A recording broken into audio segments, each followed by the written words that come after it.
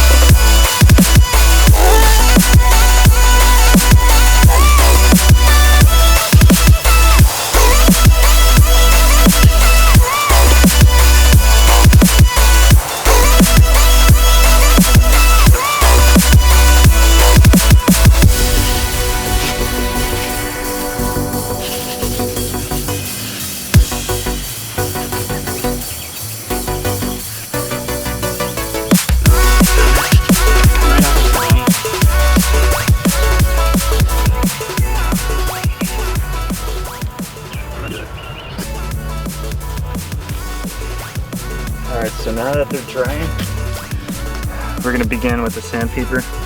Start rubbing it off in the areas where I'm planning on putting them tire stickers, like right here, some more down here.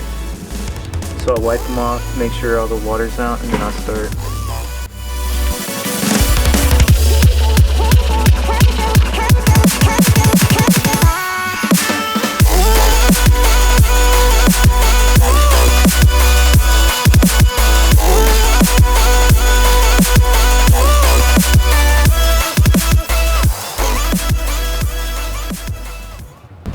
So we did sand it down. I'll be putting them right here on the top where it says, I'll be putting it right there. So first step first, Treadwear did give me these non-stick where I put on first, and then it leaves an outline.